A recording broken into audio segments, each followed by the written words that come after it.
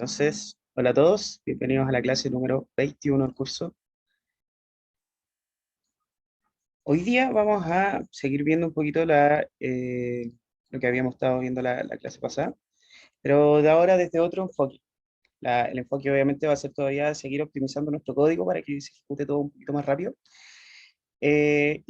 Vamos a ver dos técnicas para eso. Primero que nada, vamos a ver la compilación, ¿ya? Vamos a recordar un poquito lo que hablamos de los lenguajes, de si eran compilados, interpretados y cómo podemos solucionar algunos de esos problemas. Y por otra parte, vamos a ver también respecto al paralelismo, ¿ya? De hecho, si me esperan un momento, no se me perdieron a ver, ahí sí, ya. Entonces, empecemos. Como ustedes saben, cualquier problema, duda, consulta, en cualquier momento no hay ningún problema y lo podemos resolver, ¿ya? Antes de que empecemos, no sé si alguien me puede decir algo, porque no sé si los estoy escuchando o no. Sí, yo estoy aquí. Ya, ok, Sí, gracias. sí se escucha. Ya, muchas gracias. Sí, yo también los he escuchado. Ya, lo que pasa es que recién estaba sin audífono. Ok, entonces, recordando la clase pasada, tenemos dentro del lenguaje de programación, habíamos dicho que estas son las herramientas que nos permitían de alguna manera comunicarnos con el computador. Estos lenguajes tienen una sintaxis definida, ustedes saben, y son súper estructurados, y si a uno le falta un punto y coma, la cosa no ejecuta. Ya, por más que sean 1500 líneas correctas, si hay una cosita mala, no hay cómo hacerlo. ¿Ya? Entonces, esa es la forma que nosotros nos podemos comunicar y darle instrucciones a las máquinas. Hay dos grandes grupos de lenguajes. Por una parte tenemos los lenguajes compilados, ¿ya? Y por otro lado tenemos los lenguajes interpretados. La gracia de los lenguajes compilados es que, bueno, la gracia en general de todos los lenguajes de programación es que nosotros, de alguna manera, tenemos que, a medida que vamos escribiendo esas instrucciones, la idea es que de alguna manera después se las entreguemos al computador para que el computador las entienda y las pueda ejecutar, ¿cierto? Ese proceso de entregarle al computador el código para que él lo entienda y lo pueda ejecutar, es en la práctica lo que distingue estos dos grupos. ¿Ya? Por una parte, el grupo de los lenguajes compilados, esta transformación de código a uno que entiende la máquina, a esas cosas que son súper abstractas para nosotros, pero que a la máquina le gustan.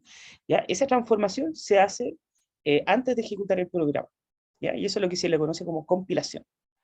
¿Ya? Entonces, yo, por ejemplo, si tengo un archivo hecho en C, en C++ o en Java y quiero ejecutarlo, antes de ejecutarlo voy a tener que ejecutar probablemente todo el proyecto para que se compilen, para que se genere este código de bajo nivel que entiende la máquina antes de ejecutar mi programa.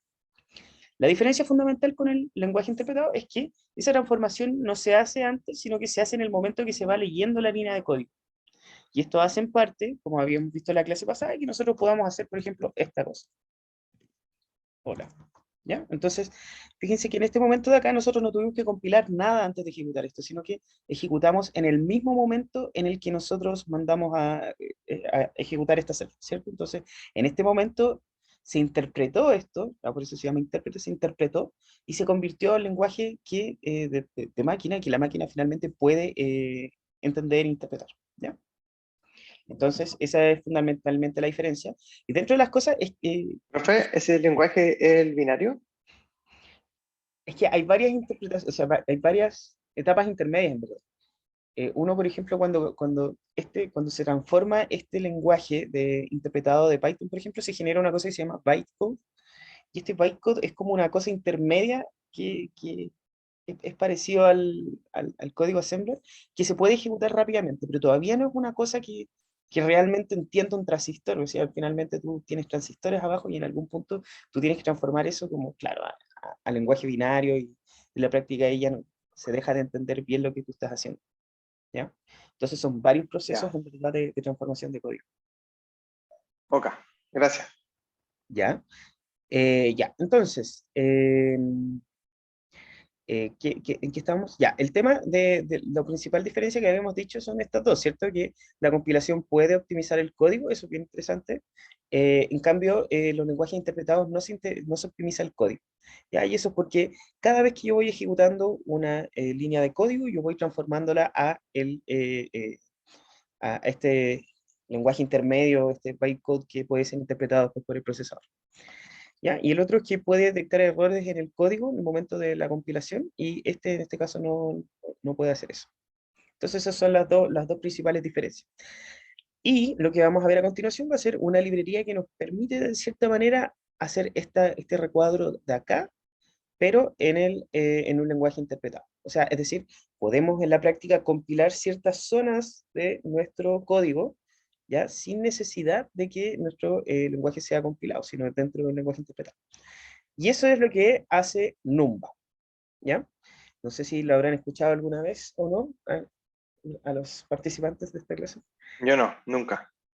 Ya, ya. Entonces, Numba es una librería, un proyecto bien interesante que está enfocada en analizar y compilar las funciones en Python. ¿Ya? Es simplemente eso. ¿Ya? Algunas de las cositas un poquito más complejas, ¿ya? Están diseñados para compilar el código mientras se está ejecutando el intérprete, ¿ya? No previo a la ejecución. Entonces aquí hay como un camino bien extraño, es como una cosa intermedia, que sería como una tercera columna, como lenguaje compilado mientras se está interpretando, una cosa así.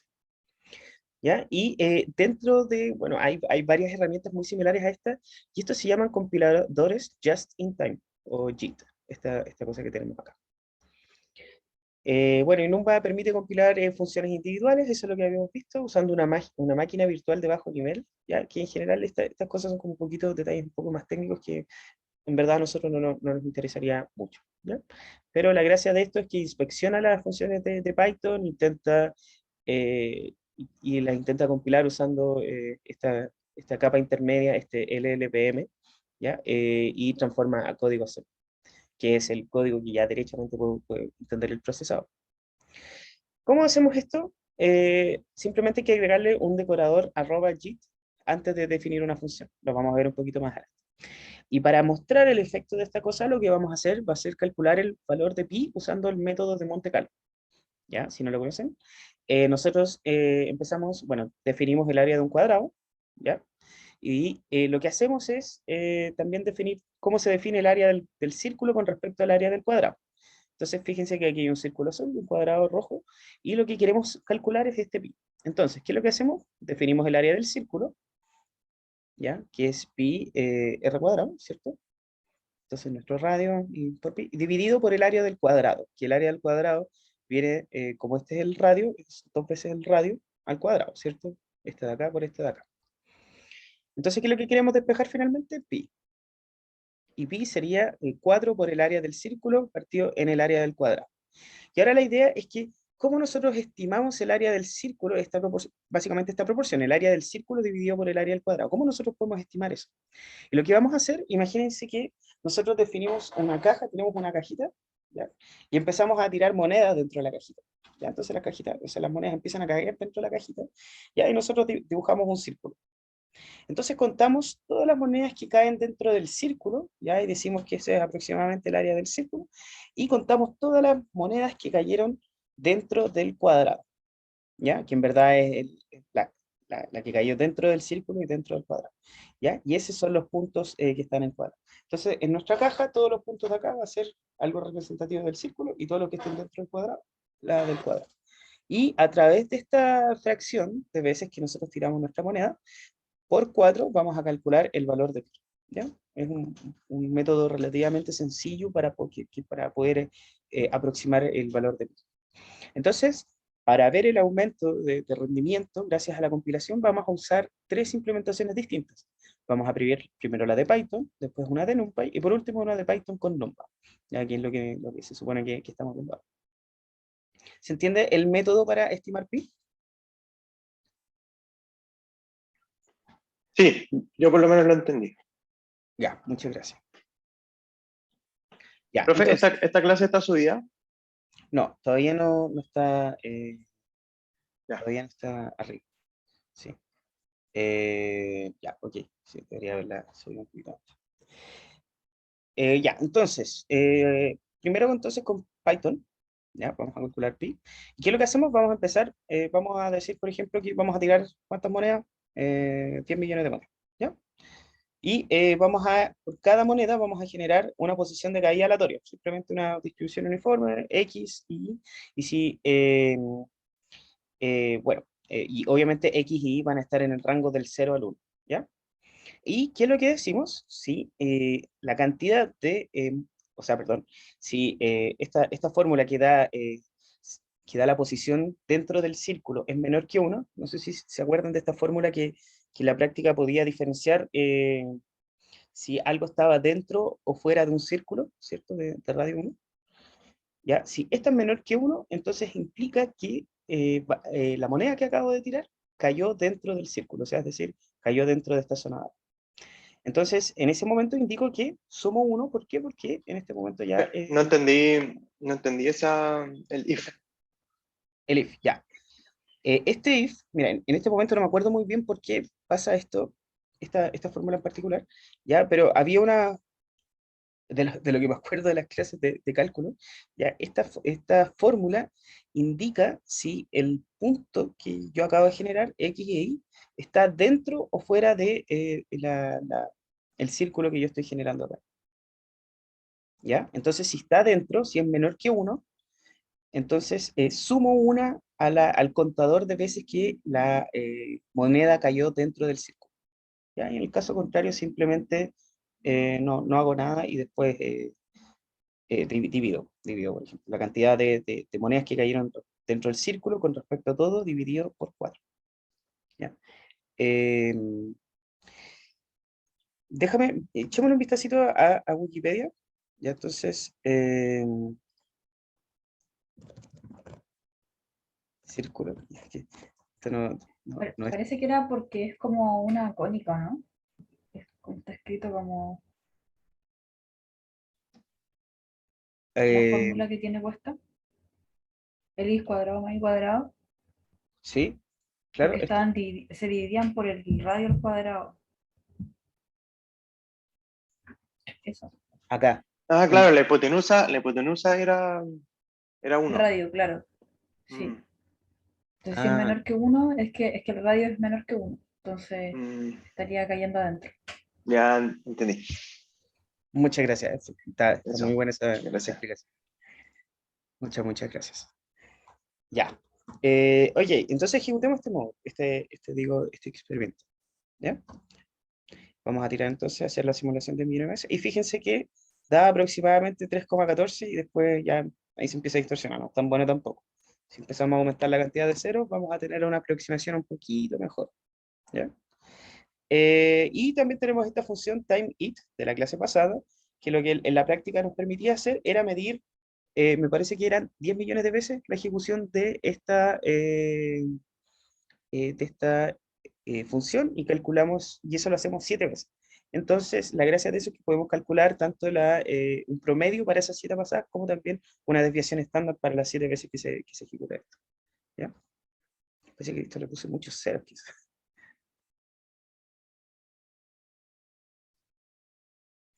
Sí, demasiado cero. Sí. Ya, cortemos nomás. Ojalá así, ¿no? Y vamos a calcular entonces este time it. Y este va a ser el número, ya, si recordamos de lo que habíamos estado hablando de los benchmarks, que nosotros tenemos nuestra función base y después intentamos mejorarla, queremos comparar cuánto nosotros ganamos de rendimiento en términos de tiempo. Esto es principalmente el rendimiento base, pues, ¿ya? Y después vamos a empezar a optimizar nuestro código con NumPy y después vamos a usar NumPy sobre esto. Ya, entonces de base nos dio 18.3, ¿ya? Vamos a ver ahora con NumPy. ¿Ya? Aquí, fíjense que aquí se genera todo de forma vectorial, tanto X como Y, ya no es una iteración, sino que ahora generamos arreglos con números aleatorios, obviamente uniformes, hacemos exactamente la misma operación y aquí, fíjense que dentro del círculo la práctica es simplemente un arreglo booleano de trues o false. Después contamos los trues y los dividimos por la cantidad de veces que simulamos el lanzamiento. ¿Ya? Y fíjense que hasta se sintió que es un poquito más rápido. Si ejecutamos ahora time it, vamos a ver que debería tener un menor tiempo de ejecución comparado con el otro. Ya claro, fíjense que aquí este time it en particular tomó 100 loops, a diferencia del otro que tomaba como un millón, me parece.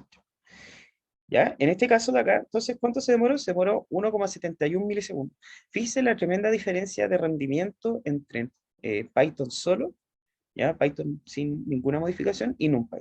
O sea, ya tenemos definitivamente una ganancia bastante significativa. Y ahora veamos también qué pasa con Numba. Esto es lo interesante de esta clase.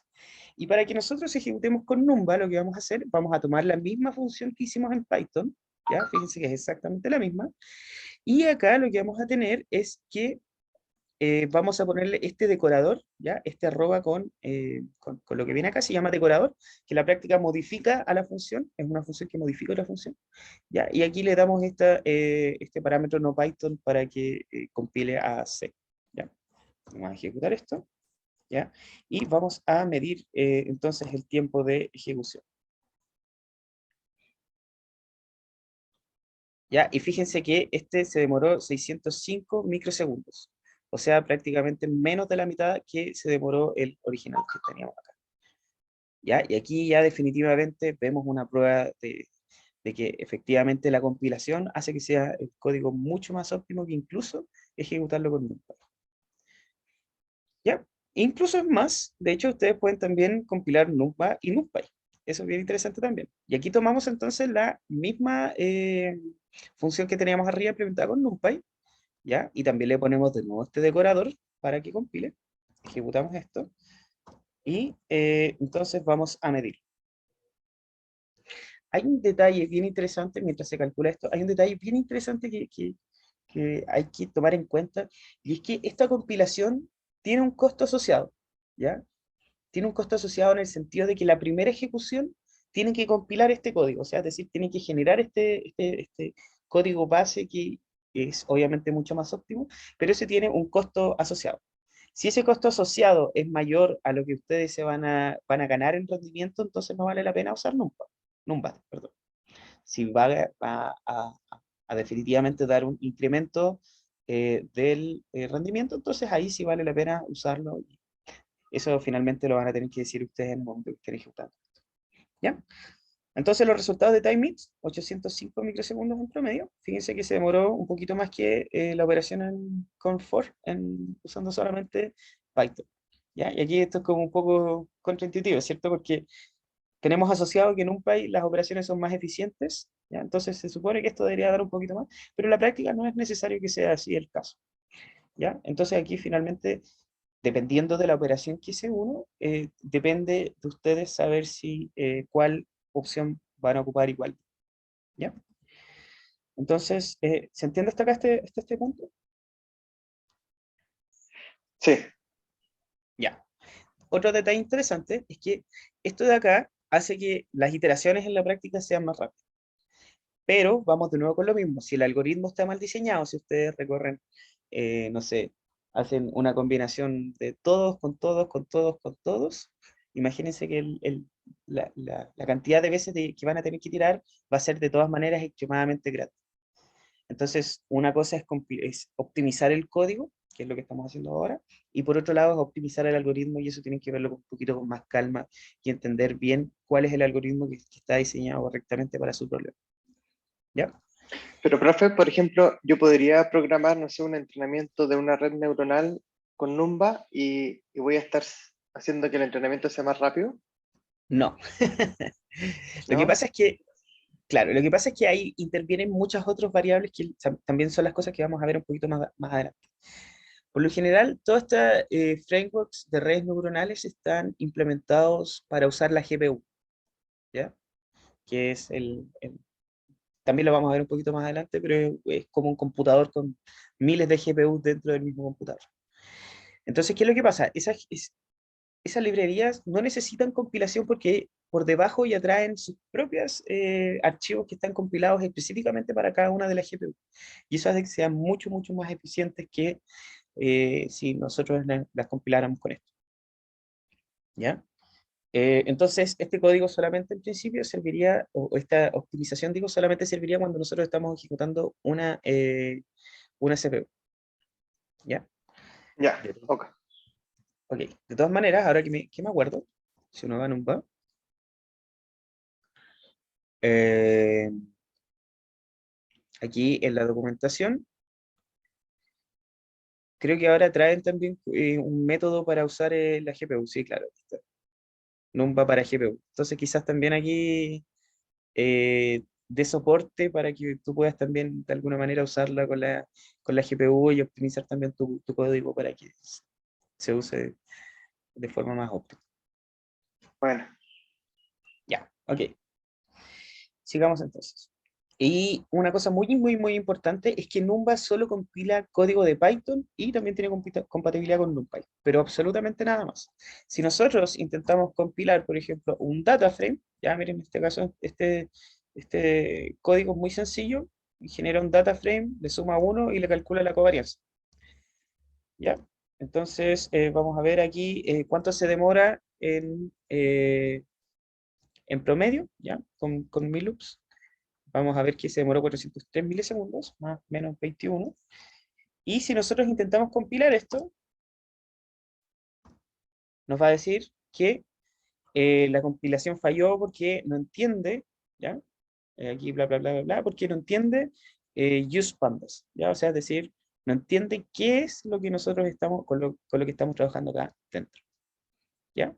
Entonces, es muy importante saber que Numba solamente tiene compatibilidad con Python y con NumPy.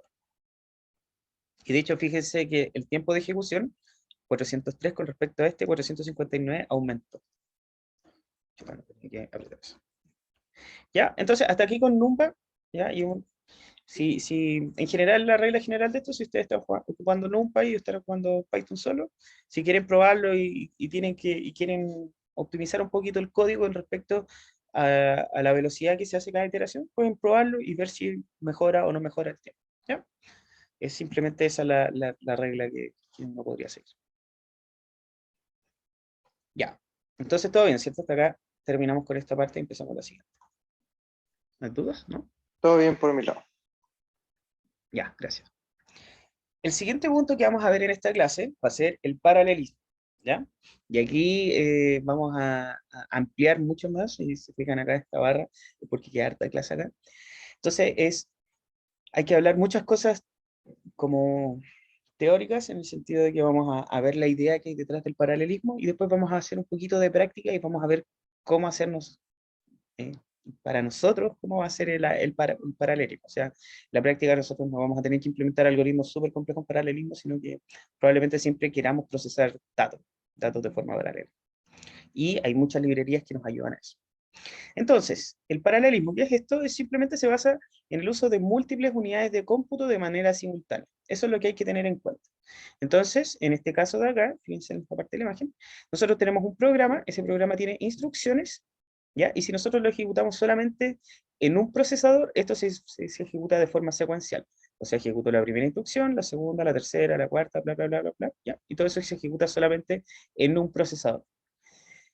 Nosotros podemos paralelizar esto. ¿Qué significa paralelizar? Significa que voy a poder ahora ejecutar estas mismas instrucciones, pero al mismo tiempo usando dos procesadores distintos. Este de acá y este otro de acá. Y fíjense cómo queda este diagrama. Ahora mi programa envía instrucciones a un procesador y también envía las mismas instrucciones a otro procesador. ¿Qué es lo que varía aquí principalmente? Y es lo interesante de pensar. Lo que varía aquí son los parámetros. Si estamos haciendo el mismo programa, si por ejemplo estamos calculando la suma, ¿ya? En este caso de acá, lo que va a variar va a ser el arreglo por el cual yo voy a estar calculando la suma. ¿Ya?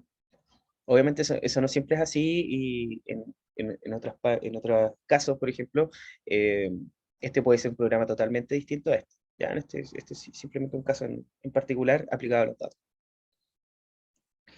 Entonces, hay dos tipos de problemas que nosotros podemos paralelizar, ¿ya?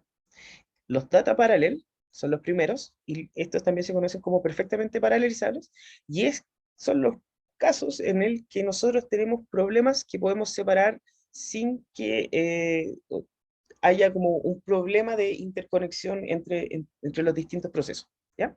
Y en esto, por ejemplo, puede ser, imagínense, ustedes tienen una matriz gigantesca y ustedes le quieren sumar 1 a cada uno de los elementos de la matriz.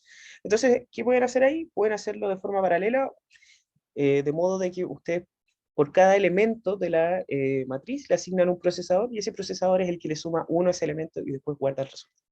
Y fíjense que ahí no hay interconexión entre los otros elementos. O sea, si yo le sumo al primer elemento de acá, no hay ninguna eh, interacción con el segundo y por ende no va a ser necesario que yo acá al segundo tenga alguna sincronización con respecto al primero, ¿ya? Y por eso son perfectamente paralizables. O sea, este de acá no tiene nada que ver con la operación de este otro lado. Y entonces lo que les decía, las operaciones elemento a elemento, suma, multiplicación, división, elevar a algo, ¿ya? Por elemento, sobre los arreglos, poseen esta propiedad. Y esa es la gracia. Principalmente cuando uno está trabajando, por ejemplo, con Torch, lo que hace Torch es tener una interfaz muy sencilla para que todas estas operaciones se puedan hacer también en la GPU, ¿ya? Aquí tengo un gráfico que ilustra la CPU y la GPU.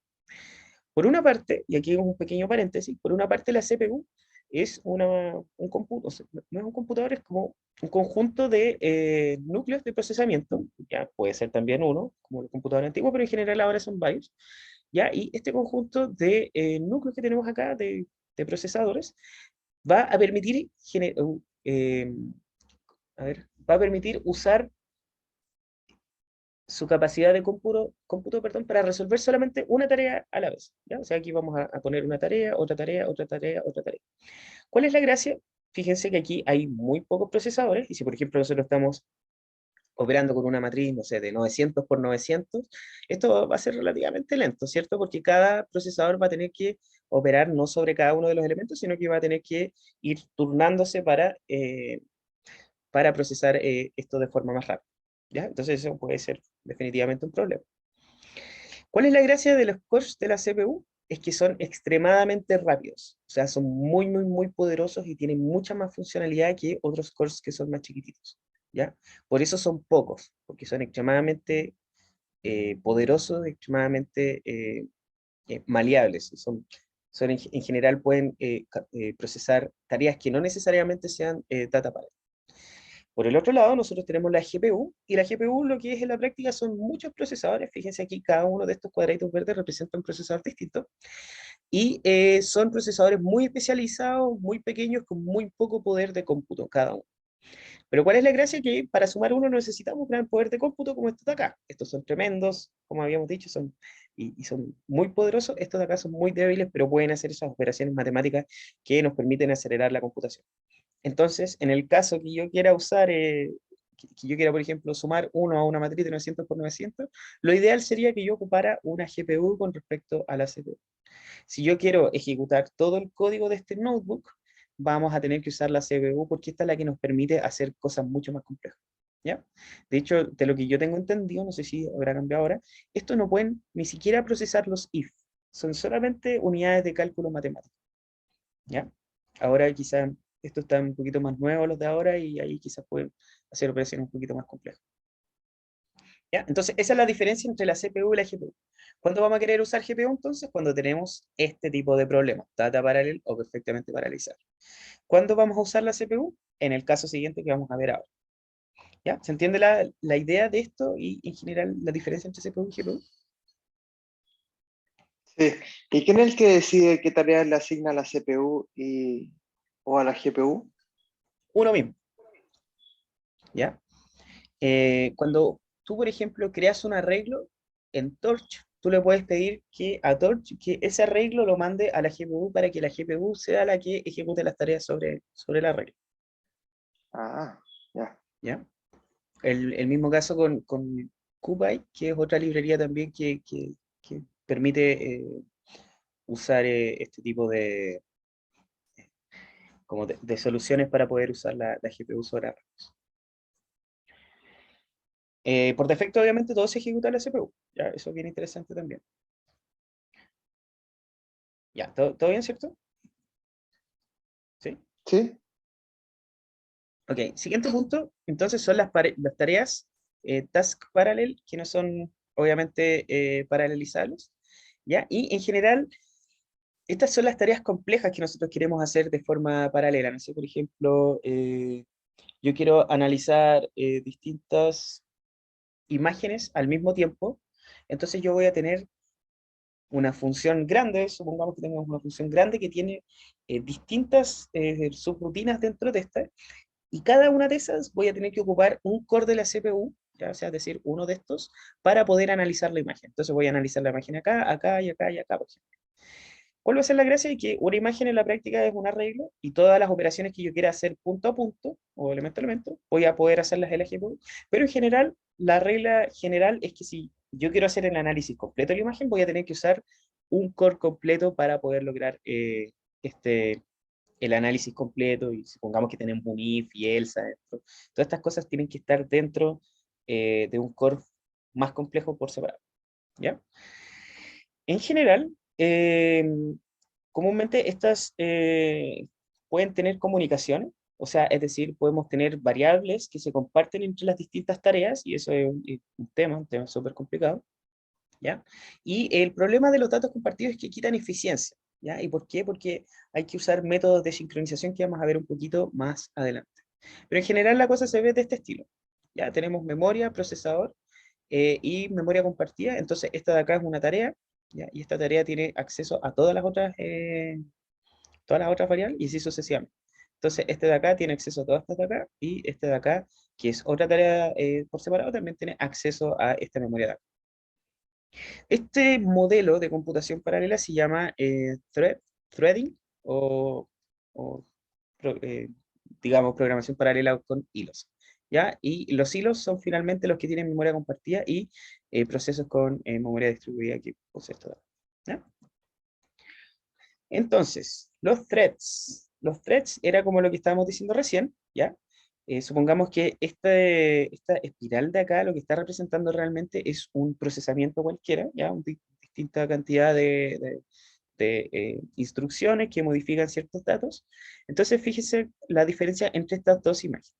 Por una parte, lo que tenemos acá es un hilo de procesamiento único que lo que hace es solamente ejecutar en ese mismo instante una tarea en particular, y esto tiene acceso a los datos, el código, el stack y los registros son en la práctica lo que están ejecutando en ese momento, las variables, por ejemplo, o las funciones que tienen registradas dentro de su intérprete, y ahí tienen acceso todo en este momento.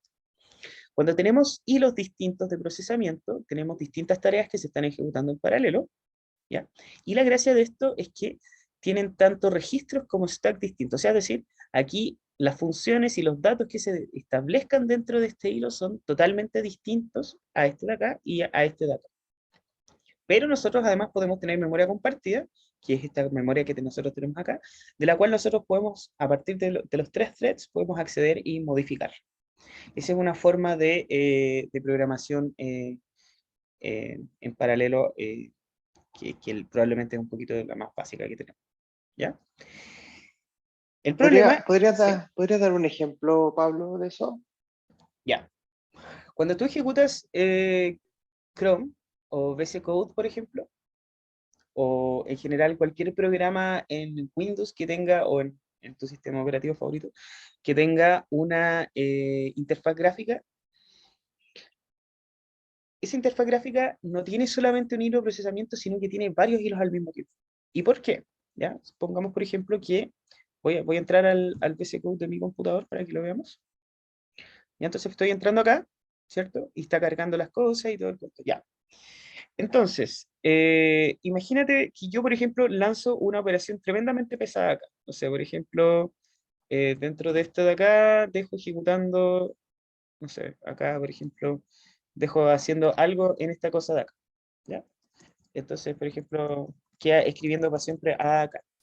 ¿Ya? Fíjate que a medida que yo voy escribiendo A, se va actualizando la vista de esto. ¿Qué quiere decir? Es decir que, de alguna manera, yo cuando aprieto A, se ve representado dentro de lo que yo estoy viendo acá. Para capturar A, y al mismo tiempo para mostrarlo dentro de la pantalla, tienen que ser dos procesos distintos, porque si no, de alguna manera estaríamos bloqueando un proceso para hacer el otro. O sea, es decir, Mm, imagínate que se bloqueara mientras yo aprieto A, se bloquea y no hace absolutamente nada más. entiendo. ¿Ya? Entonces, finalmente lo que pasa es que todos estos procesos son cosas separadas al mismo tiempo. Por ejemplo, igual el tema de la búsqueda. Yo puedo buscar cosas acá, por ejemplo, A, ¿ya? Y fíjate que se mostraron 20.000 resultados, ¿ya? Vamos a buscar B, pero yo puedo seguir haciendo cosas acá. ¿Te fijaste que podía seguir escribiendo acá mientras esto hacía otra cosa? Es Sí. exactamente el mismo caso, ¿ya? Entonces, estos son los hilos de procesamiento y en general pasa eso, pues pasa que en verdad yo tengo una memoria compartida, ¿cierto? Tengo una memoria general para todo este programa, pero los hilos de procesamiento son los que me dejan hacer distintas operaciones al mismo tiempo. Ya, perfecto. ¿Ya? Ok, de todas maneras, súper buena la pregunta, porque es complicado de ver así simplemente. Sí, no, pero me quedó súper claro. Gracias. Ya, ok. Ya, entonces, por otra parte, está el concepto de procesos, ¿ya? Y esta es una cosa totalmente distinta, en verdad es más o menos la misma idea, pero la gracia es que estos procesos tienen la memoria separada, ¿ya? Y esto lo maneja de forma un poquito automática el sistema operativo. Entonces, la gracia de estos procesos con memoria separada es que eh, cada uno de estos, como no comparte memoria, son totalmente aislados del resto. Y tienen que de alguna manera, si quieren compartir datos entre ellos, ahí sí es un cacho porque habría que escribir archivos o hay que escribir unas cosas que se llaman file descriptors, que en la práctica son poco prácticas. Entonces, ¿qué ejemplo tenemos de procesos? Es básicamente lo que vimos recién. ¿Ya? Si nosotros abrimos, por ejemplo, el VS Code, este de acá es un proceso totalmente distinto a este. No comparten memoria, no comparten tampoco ni los threads que están adentro, ni tampoco comparten los datos, ni las variables, ni las funciones que se están ejecutando dentro. ¿Ya? Todo está manejado por el sistema operativo y el sistema operativo finalmente es el que asigna uno u otro procesador a cada una de las tareas, o sea, de los procesos que nosotros estamos ejecutando. ¿Ya? Entonces, esta es la otra forma de paralelismo y en la que me parece mucho que la que vamos a estar viendo un poquito más adelante. ¿Ya? Profe, y en el caso del anterior, ¿esa memoria es memoria RAM o es memoria en disco duro? Ya. En los dos casos, tú puedes compartir la memoria del disco duro, porque la memoria del disco duro en la práctica tú puedes escribir un archivo y el otro proceso abrirlo y leerlo. Ahí, de hecho, esa es una de las formas de comunicarse entre un proceso y otro. Ujú. ¿Ya? Ah, ya. Claro. Y Pero en el eso, caso, esa es la RAM. Pero esa es la RAM. claro, esta de acá es la RAM. La memoria RAM, a eso me refiero la memoria RAM. Cuando tú hablas de memoria en general en computación, estás pensando en memoria RAM y después, si viene memoria secundaria o archivos, ahí tú piensas en lo que está almacenado en el disco, ¿ya? Pero principalmente siempre se piensa en la memoria RAM, Ya, ya, ok. ¿ya? Claro, entonces, esto es memoria RAM. Y aquí fíjate que también aquí comparten la memoria RAM, pero fíjate que a cada uno le asignan un espacio de memoria distinto. ¿Ya? Y estos espacios de memoria no se tocan entre ellos y el sistema operativo no permite que si yo, por ejemplo, estoy acá, pueda acceder a este espacio de acá. ¿Ya? De hecho, creo que hay como unos hackeos del Mario, por ejemplo, que acceden a espacios de memoria del mismo simulador del Mario para poder hacer que el mono se mueva según como uno quiera. Y los mismos aimbots de los shooters también creo que funcionan de la misma manera. Acceden al espacio de memoria de otro juego y ahí pueden, o sea, del juego, y pueden hacer que un proceso se mueva. Pero es un proceso totalmente aparte y eso obviamente no debería estar permitido dentro del sistema operativo.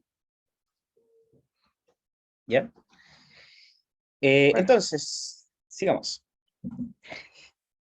Ahora sí, nuestra implementación en Python, porque vimos estos dos tipos de hacer las cosas en paralelo, pero en Python es un poquito fome porque en general no existen los threads, o sea, existen los threads en la práctica, pero no es multiproceso. O sea, es decir, esta cosa de acá, que habíamos visto acá, se ejecuta solamente sobre un procesador. No se ejecuta sobre varios procesadores como uno podría pensar, porque este podría ejecutarse en el 1, este en el 2 y este en el 3, pero en general lo que pasa no es así. ¿Ya? ¿Puede pasar eso? ¿Podemos tener varios hilos dentro de un mismo procesador? Y la respuesta es sí, podemos tener varios hilos. Y ese es el mecanismo de sincronización que tiene esta cosa, ya que se llama Global Interpreter Lock. ¿Qué pasa? Y hay que tener mucho cuidado aquí y ver también por qué el paralelismo no es tan bueno en Python. Y lo que pasa es que esta cosa, cada vez que se ejecutan distintos hilos, solamente hay un hilo que puede tener el control del procesador en ese momento. ¿Ya? El resto de los hilos van a quedar relativamente en pausa hasta que el hilo que se está ejecutando deje de ejecutarse para que el otro se pueda ejecutar. Entonces aquí en la práctica no hay tanto paralelismo, ¿cierto? En general no es tan bueno y una desventaja de Python, por ejemplo, ¿ya? Y esto no hay mucho más cómo solucionarlo ni darle vuelta. Y lo que se utiliza comúnmente es el multiprocessing, que este sí nos permite ejecutar procesos en paralelo. ¿Ya? Entonces, esta librería multiprocessing es la que de alguna manera nos permite a nosotros usar estos procesos de forma distinta, ya no son hilos, ¿ya? Y generarlos como clases de forma muy, muy, muy sencilla. Entonces, ¿qué es lo que hacemos? Para ejecutar esta librería, nosotros importamos desde multiprocessing proceso y creamos una clase que extiende esta cosa. Entonces, esta clase en verdad va a ser, en el momento que nosotros la instanciemos, va a ser un proceso separado del resto. Ya, y eh, esta clase en particular va a tener que implementar el método run, y el método run es lo que se va a ejecutar en primer. ¿Qué va a hacer esta clase? Súper sencillo. Va a imprimir un número que yo le voy a dar como parámetro a ese proceso particular, ¿ya? Va a imprimir el número, ¿ya? Y después me va a decir que me voy a ir a dormir 10 segundos. Voy a dormir 10 segundos y voy a despertar y voy a seguir la ejecución. Entonces, ¿cuál es la idea de tener estos strings acá? Es que veamos cómo funciona realmente el paralelismo. Entonces ejecutamos esto y vean lo que pasa. Entonces voy a ejecutar este proceso nuevo. Fíjense que le pasé el número 5 como parámetro. Entonces dice, mi número 5 me fui a dormir 10 segundos y después de los 10 segundos me va a decir dormí y después desperté. Pero ¿cuál es la gracia? En este momento no hemos visto nada interesante, ¿ya? Si yo vuelvo a ejecutar esto, fíjense que la siguiente celda la puedo ejecutar de nuevo. Mientras esta celda de acá todavía no termina de ejecutarse, ¿ya? De hecho, como ahora, justo ahora, recién terminó de ejecutarse esta celda, mientras que todavía estoy ejecutando el código en paralelo acá. Y esto es súper Qué interesante. buena. Claro, sí, ahora sí por fin estamos viendo lo abstracto que estábamos conversando recién. ¿Ya? Entonces, la idea en Python es que en general nosotros hagamos este tipo de procesos que de alguna manera tengamos una operación definida, que lo vamos a tener, por ejemplo, acá en la clase run, o sea, digo, en el método run, ¿ya? Y eso después lo vamos a poder llamar varias veces sin necesidad de que se bloquee Python mientras yo estoy ejecutando esta cosa. ¿Y por qué entonces habías dicho que igual era secuencial? Eh, los hilos son secuenciales, ¿ya? Pero estos son procesos. Según lo que entiendo, se emula una especie de proceso. Y los procesos no son secuenciales porque aquí no se Ah, comparte la memoria, ¿ya? sí, no, pero es que abajo habías dicho que uno de los problemas de Ya, lo que acá, estamos viendo ahora, esta, ahí, esta cosa. eso. Sí, Ujú. claro. Sí. Lo que pasa, según lo que tengo entendido, estos procesos no son afectados a Gil. Gil solamente afecta cuando tienes hilos de procesamiento distintos, ¿ya? Pero estos procesos no. Y ahora, el Ya. otro tema interesante de esto es que en el momento que se deja de usar el hilo, ya vuelve a liberarse este bloqueo del intérprete y para que otro hilo lo pueda ocupar, ¿ya? Es un poquito también el framework asíncrono que vamos a estar viendo un poquito más abajo. Ya. Entonces, fíjense un pequeño detalle aquí, run y aquí start. Ya, start en general llama, o sea, en general, lo que hace en la práctica es llamar a run por debajo y hacer un par de operaciones más asociadas al proceso particular. Ya, pero aquí no hay ningún problema con eso. Ya. Una cosa bien interesante es que cuando nosotros, por ejemplo, imagínense que ustedes lanzaron 500 operaciones de esta forma síncrona, procesos independientes, y después ustedes tienen que usar los resultados para el siguiente paso. O sea, imagínense para esta celda, ¿ya? Entonces, este de acá nos puede retornar un arreglo en particular, y si ejecutamos otro proceso nos va a retornar otro arreglo en particular, y así sucesivamente. ¿Qué es lo que pasa? Que en algún punto nosotros vamos a querer que todo esté listo para recién continuar el siguiente paso. ¿Y cómo hacemos eso? Hacemos eso a través de este punto join. Y este punto join lo que va a hacer es que no nos va a permitir ejecutar nada más eh, hasta que termine la ejecución de este proceso en particular. ¿Ya? Entonces la idea es que ustedes lancen 500 procesos distintos y que después de hacer 500 procesos le apliquen punto join. Cosa que terminen de ejecutarse todos y después, una vez que ya recolectaron sus resultados, van a poder usar esos resultados para hacer otra operación. ¿Ya? Fíjense que aquí tuvo entonces que esperar los 10 segundos y se imprimió recién esta parte de acá que aquí tuvo que esperar. ¿Ya? Entonces aquí vamos a hacer este mismo ejercicio, lo que les decía recién. Fíjense que aquí vamos a ejecutar 3 veces este proceso. vamos a iniciar los tres y después vamos a esperar a que terminen los tres. Y vamos a medir el tiempo en paralelo que nos tomó hacer esta cosa. Entonces se supone que, como los tres imprimen esta cosa, duermen 3 segundos y después imprimen esta otra cosa, como yo estoy ejecutando las tres cosas en paralelo, deberían ejecutarse las tres en paralelo y esperar a que se termine todo esto para yo después medir el tiempo, ¿ya? Vamos a ejecutarlo. ¿Ya? Entonces fíjense que aquí está un poco feo los strings. Y se ejecutaron entonces las tres cosas de forma concurrente y recién ahí terminó la ejecución y ahí pude medir el tiempo. ¿Ya? Entonces, esta otra de las partes importantes es el tema de la sincronización. ¿Se entiende hasta acá? ¿Estamos relativamente bien?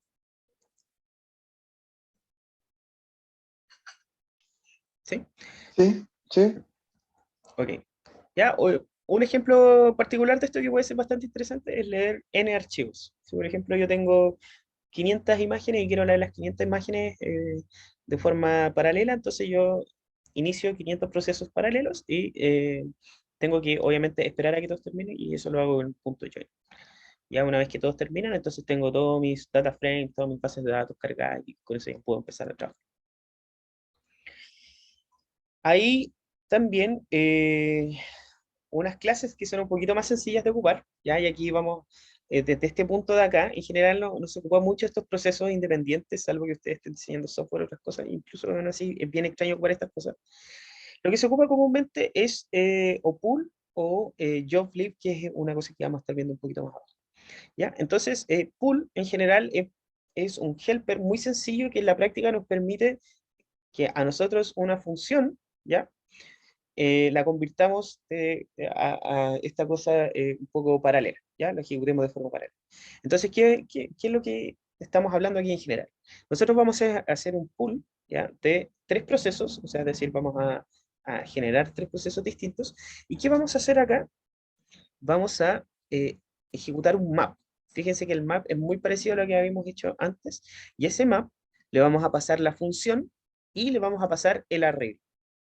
¿Ya? Entonces, a diferencia del map normal, que era este de acá, este pool lo que va a hacer es ejecutar esto de forma paralela y obviamente mucho más rápida que el resto. ¿Ya? Aquí obviamente no se nota porque estamos haciendo una operación con muy pocos números, pero en la práctica si nosotros hiciéramos un time it de esto, de hecho podríamos hacerlo, ¿eh? O, Time it, o algo mucho más grande, una lista gigante, por ejemplo. claro, una lista mucho más grande. ¿Ya? Ah, claro, aquí no podemos usar time it, porque esto hay que ejecutar el pool cada vez que se ejecuta esto, ¿ya? Pero veamos si hay alguna diferencia acá, ¿ya? Vamos a medir esto de acá y vamos a hacer este mismo ejercicio, pero solamente con un map. Vamos a ver si funciona, porque este ejemplo no lo he probado hasta este entonces. Ya, 15,6 milisegundos. Quizás este sea un poquito más rápido de ejecutar, pero es por el hecho de que iniciar un proceso distinto puede ser más costoso eh, que la operación que estamos haciendo. Claro, efectivamente eso fue lo que pasó acá. Fíjense que en este caso de acá, el resultado de este fue mucho menor que este de acá, y es principalmente por el hecho de que iniciar un proceso o tres procesos distintos es mucho más lento que hacer hacer O esto sea, mismo usando si es el que map. la lista hubiese sido gigante, valdría la pena. Claro, si aquí tuvieras 15 millones de números y no estos 5 o 6 que hay acá, probablemente aquí hubiese sido mucho más rápido porque aquí lo vas a estar haciendo de forma paralela. En cambio, en este caso de acá, ¿Podemos probar con una lista grande? ya, veamos, ¿cómo podría ser un NumPy ¿Una alto? range? Sí. ¿Ya? Veamos, entonces, 0 a 1000, 0.1. El problema es que esto no va a terminar nunca si usamos timeit. Ya, veamos qué pasa. Terminó rápido, increíble. Raro eso. ¿Ya? Y acá, la misma cosa. Todavía es muy chico. Sí, sí, Increíble. siendo poco. ¿Ok? No, los cero al otro lado. Chuta, claro, lo cerro al otro lado. Ahí sí.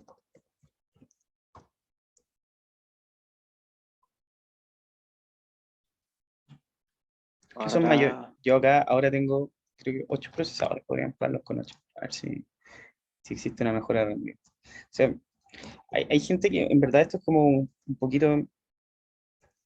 No, todavía no. Bueno, pero en fin, son las cosas que uno tiene que ver en el momento que está programando. O sea, claro, vale la pena hacer pero un proceso sigue distinto. acercando. Claro, claro, de hecho ahí sería interesante ver cómo se acercan las líneas de los tiempos de ejecución entre las dos cosas. Mm. ¿Ya? Bueno, eso principalmente. Entonces, ¿qué más estamos viendo acá en este momento? Ya. Antes de empezar a ver las librerías, hay una cosa bien importante que hay que tener en cuenta cuando uno hace las cosas paralelas, ¿ya? Y una de estas cosas son los data races. Entonces, para explicar un data race, veamos estas dos operaciones de acá. Tenemos dos hilos de procesamiento distintos y estamos sobre una variable entera cualquiera. Entonces, ¿qué es lo que pasa? Esta variable, por ejemplo, 0 parte en 0. Este hilo de acá lee la variable, incrementa el valor y la escribe. Este incremento de valor se hace dentro del procesador, no se hace sobre la memoria RAM que contiene ese valor. Entonces, mientras tanto está acá, escribe, o sea, incrementa el valor y después vuelve a escribir esto en la memoria RAM y se escribe acá. El segundo hilo lee el valor, incrementa el valor en la memoria del procesador que se está ejecutando este hilo y después vuelve a escribirlo de nuevo dentro de la variable que estaba. Entonces aquí no hubo ningún problema, ¿cierto? 0, 0, 0, 1, 1, 1, 2. En este momento acá están ejecutándose relativamente bien, pero aquí no hay paralelismo, ¿cierto? Aquí como que la práctica se ejecutó de forma secuencial, tanto esto como esto de acá, y hubiera sido lo mismo ejecutarlo en dos o en un thread eh, de forma como indiferente. Este caso de acá es aquí donde nosotros tenemos el problema. Entonces, fíjense qué es lo que pasa en el momento que se está ejecutando esto de forma concurrente. En el thread 1 vamos a leer el valor, pero la siguiente operación que va a pasar ya va a ser que el thread 2 también va a leer el mismo valor. Entonces, leo este de acá. El thread 1 va a incrementar ese valor, o sea, este ya tenía 0, entonces va a escribirlo, o sea, va a aumentarlo en 1. Y en la siguiente operación va a pasar lo mismo, pero en el thread 2. O sea, es decir, este valor 0, que fue el que leyó acá, va a incrementarlo en 1 y lo va a guardar dentro de su memoria. Entonces, ¿qué es lo que pasa? El thread 1 va a escribir el valor de nuevo acá y lo va a guardar con 1. Y después el thread 2 va a guardar este valor, pero va a guardar el mismo valor que incrementó acá, 1 de acá. Y esto es trágico porque si bien aquí este efecto es tremendamente pequeño, si ustedes hacen esta misma operación 1 millón de veces, ¿qué es lo que van a tener acá? Va a tener 1. O puede que incremente un poco más, pero el problema es que no van a estar no va a ser un resultado correcto, va a estar sucio. Y eso es lo que comúnmente se conoce como data races, ¿ya? Cuando dos hilos o n hilos acceden concurrentemente a una variable, a una posición de memoria, ¿ya? Y que al menos uno esté escribiendo y otro no esté sincronizado leyendo estas cosas. ¿Qué es lo que debería haber pasado acá en la práctica? Que si yo leí este valor y lo quiero incrementar, debería haber bloqueado esta variable para que nadie más pudiera acceder hasta que yo escribiera sobre esa variable. ¿Ya? Y por eso hay que tener tanto cuidado con la concurrencia, sobre todo cuando ustedes están trabajando con datos. Entonces la solución a esto es tener mecanismos de sincronización, ¿ya? O sea, es decir, lo que les estaba diciendo recién, si yo estoy haciendo esta operación acá, entonces nadie más me puede tocar esta variable hasta que yo termine de usarla y de ahí recién otra persona puede venir a usar esa otra persona refiriéndome a otro thread, ¿ya? ¿Y cómo se hace esto en general? Vamos a, usando obviamente multiprocessing, ¿ya? Vamos a usar estas cosas que se llaman lock. Entonces vamos a guardar nuestra variable en este value que tenemos acá, por ejemplo, este value, vamos a poner D, ¿ya? Y después lo que vamos a hacer acá, vamos a usar este lock. Y este lock va a ser el que va a indicar quién es el que va a estar ocupando esta cosa, ¿ya? Entonces, un segundo, ¿ya? Entonces aquí tenemos un proceso independiente y este proceso no hace ningún lock, ya este es el primer caso, el caso que habíamos estado viendo antes. Entonces, ¿qué es lo que hace? Vamos a lanzar tres procesos distintos en donde vamos a sumar a cada uno de esos, vamos a sumar 10.000 a la variable value, ¿ya? O sea, es decir, vamos a iniciar una variable value, fíjense que aquí var.value 0, ¿ya? Y vamos a ejecutar tres procesos, y esos tres procesos van a ir iterando y por cada iteración le van a ir sumando uno. Si esta cosa estuviera buena, entonces el resultado que debería entregar esta cosa debería ser 300.000 o 30.000, perdón. ¿Ya? Pero fíjense que aquí entregó 29.462. ¿Y por qué? Porque pasó precisamente lo que estamos viendo, el efecto que estábamos viendo acá arriba. En ese caso de acá, lo que nosotros necesitamos hacer es un bloqueo. Un bloqueo para que si yo estoy escribiendo en un proceso, leyendo y escribiendo en un proceso, el otro proceso no venga y haga alguna operación encima de esto. ¿Ya? Y esto lo hacemos aquí con este Context Manager, así se llama esto, with algo, Context Manager. ¿Ya? Entonces, este es el que me permite bloquear. Y ahora, a diferencia del anterior, si nosotros probamos esto, vamos a tener los 30.000 como habíamos visto anteriormente. ¿Ya? Entonces, con la diferencia clara está que aquí hicimos 3 procesos distintos y cada proceso fue sumando uno y bloqueando obviamente en el momento que se está ejecutando la variable. ¿Ya? Esto de acá que vimos solamente aplica cuando ustedes están programando el algoritmo en paralelo, ¿ya? En general no deberían tener que tocar algo así, sino que deberían ocupar simplemente las librerías que ya tienen implementado esto. Y es una regla muy general en ciencia de datos, o sea, hay que confiar en las librerías open source porque comúnmente sí funcionan y sí tienen implementadas estas cosas de una forma que uno podría, o sea, de una forma mucho mejor a la que uno podría hacer. ¿Ya? Y no es porque uno sea mal programador, sino que porque estas cosas están, ellos ya pasaron por estos problemas, están tremendamente probados y obviamente no vale la pena tener que hacer la cosa de nuevo porque no les gustó cómo está implementado por ellos. ¿Ya? Entonces, ¿se entiende la idea, este problema de los databases? ¿Todo bien? Sí, ¿Bueno? Ya, ok. Ya, entonces para ya ir cerrando un poquito con la idea de ir cerrando también la clase, podemos paralizar mucho más sencillo usando JobClick, ¿ya? Y esta es la librería que hay debajo de muchos clasificadores implementados en Scikit. Y en general lo que hace esto es ser un helper, ¿no? Un helper es una función que ayuda a hacer algo de otra cosa. Entonces, miren esta cosa que tenemos acá. Esto de acá es, bueno, yo tengo aquí tengo un rango, ¿cierto? Desde el 0 hasta el 1, avanzando desde 0 a 1, ¿ya? Y aquí lo que tengo yo es esta función coseno, ¿ya? Entonces, supongan que yo estoy haciendo el list comprehension acá, ¿ya? np.cos de i por i in np.range de 0 hasta 1 con intervalo 0. ¿Ya? Eso es lo que quiero calcular acá. Es exactamente, fíjense que es muy parecida a la anotación, ¿cierto? Acá, pero yo agrego aquí a la función que yo le quiero ejecutar, ¿ya? Con el parámetro, obviamente, a la función que yo quiero ejecutar, le agrego este delayed. Y este delayed lo que hace es que no se genere esta cosa al tiro, ¿ya? No sé si es por la anotación que esto genera un generador, me parece que sí, sí, ¿ya? Esto hace que no se ejecute al tiro esto. Esta anotación ya no es list comprehension, sino que es con un paréntesis, ¿ya? Sino que genera un generador.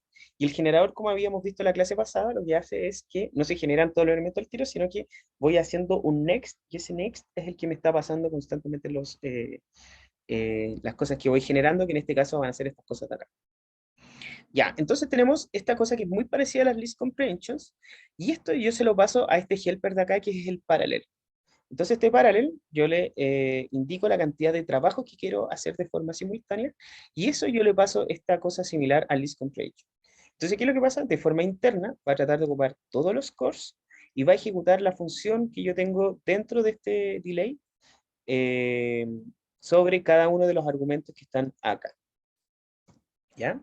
Entonces, vamos a... pero profe, lo que ¿sí? no entiendo ahí es cómo equilibra cuánta cantidad le pasa a cada uno, calcula el arreglo primero y después le pasa una parte del arreglo a un core, ¿cómo lo hace?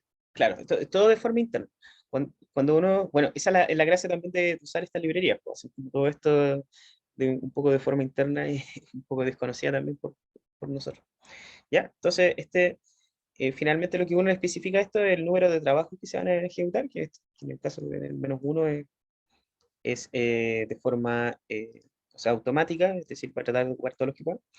¿Ya? Y cuando, mira, en general acá como que yo no tengo muy bien claro cuál va a ser cuál es el algoritmo que usa para asignar los cores, ¿ya? Yo lo que tengo claro más es que esta librería funciona y en la práctica funciona bastante bien para operaciones No como coseno, por ejemplo, porque coseno en la práctica siempre es más barato calcularlo usando NumPy sin esto, ¿ya? Pero sí haciendo otras operaciones interesantes, que es la que vamos a ver a continuación, Ok. ¿ya? Eso también podría quizás poner un rato más en el foro. Estoy malo para escribir en el foro, ¿verdad? Sí. No sé si prometerlo o no. Ya, entonces vamos a medir el tiempo. Fíjate que acá tenemos una discomprehensions y por este lado tenemos este de forma paralela y obviamente este de nuevo se demoró mucho menos porque aquí hay una sobrecarga por el hecho de que estamos usando trabajos en paralelo. Ya, pero hay tareas que no son numéricas y que no es tan efectivas hacerlas de forma secuencial, ¿cierto? Por ejemplo, leer un archivo. Entonces, comúnmente leer un archivo siempre es tremendamente lento. ¿Qué es lo que vamos a hacer? Vamos a medir eh, cuánto nos demoramos en leer 50 veces este archivo, ¿ya? Que este archivo tiene simplemente números aleatorios, y cuánto nos demoramos en hacerlo de forma paralela, ¿ya? Usando, obviamente, JobClick. Entonces vamos a ejecutar estos dos.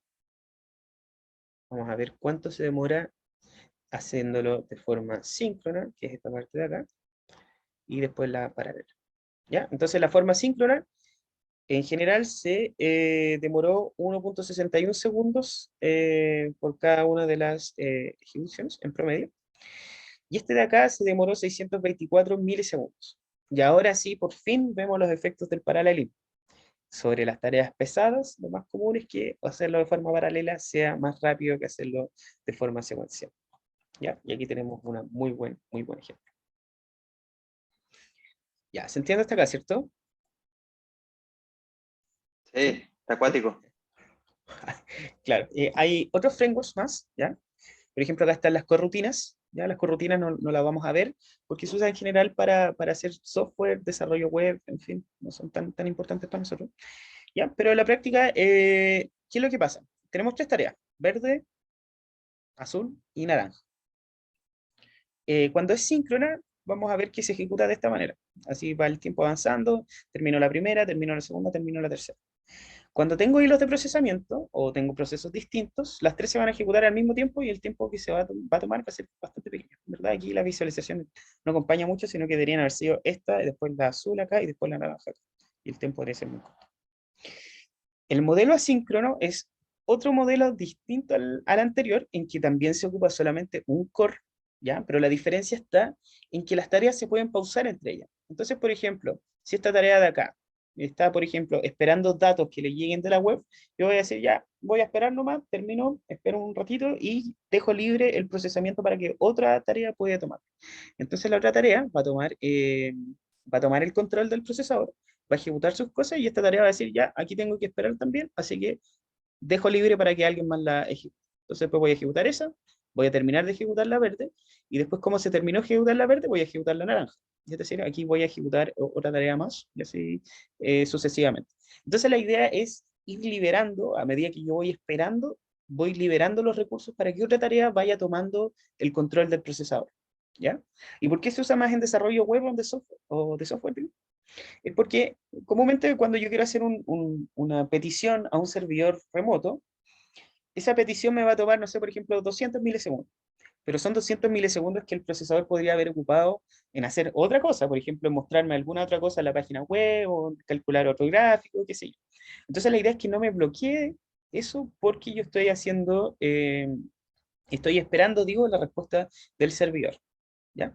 Entonces, también esto es bien interesante, pero principalmente se usa cuando tenemos desarrollo de software. ¿Ya? Otro framework más, a diferencia de este, del asíncrono, es el procesamiento distribuido. Y con esto ya estamos cerrando la clase. Y aquí hay que pensarlo de otra manera. ¿Ya? Cuando nosotros tenemos procesamiento paralelo, habíamos dicho que nosotros podemos tener, por ejemplo, este modelo de hilos, donde tenemos, perdón, varios hilos de procesamiento distintos, donde compartimos memoria, por ejemplo, o donde podemos no necesariamente compartir memoria, pero estamos procesando cosas distintas al mismo tiempo. ¿Qué pasa si nosotros queremos hacer eso sobre varias máquinas? ¿Ya? Y aquí viene todo el tema del distribuido. podemos tener varias máquinas distintas. Imagínense estos tremendos servidores que tienen Amazon y Google y qué sé yo. Entonces tenemos, no sé, por ejemplo, el administrador nos pasa 500 máquinas para que nosotros lo ocupemos. ¿Ya?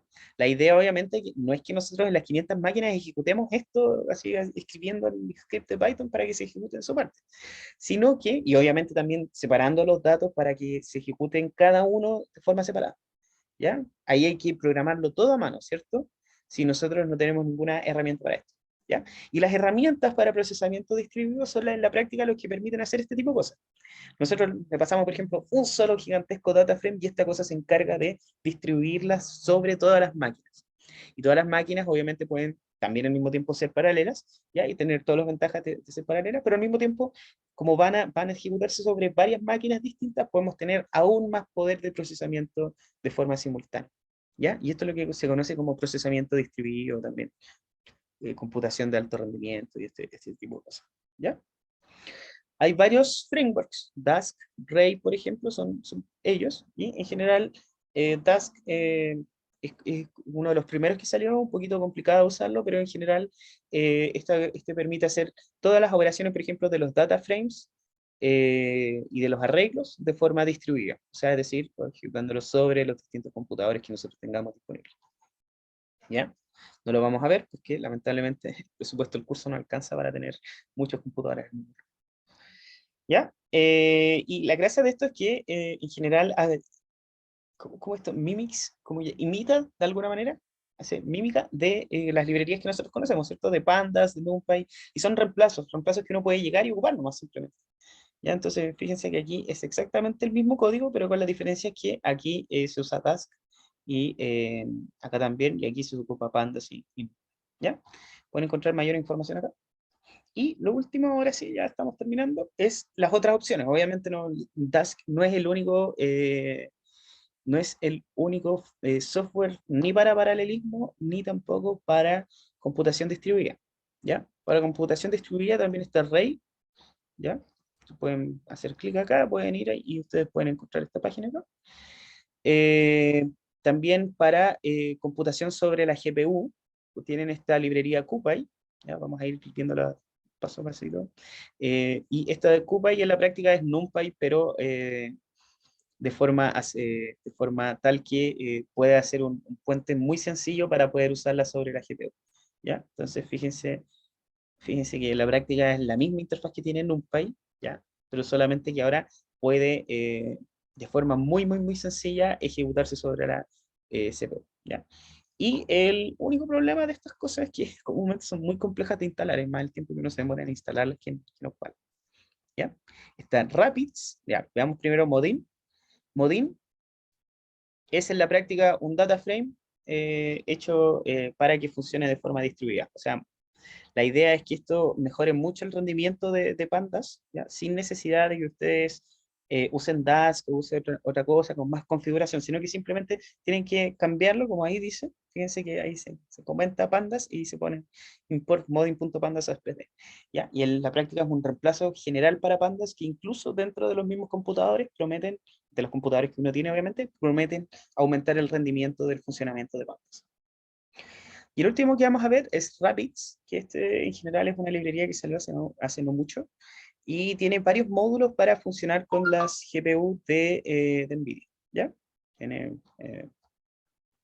no sé, tiene por ejemplo yo también, me equivoqué, aquí la ¿Y todos documentación. todos los computadores tienen que tener todo esto instalado para que No, funcione?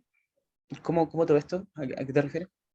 O sea, si yo quiero hacer procesamiento distribuido, tengo que tener hartos computadores, ¿cierto? En una misma red,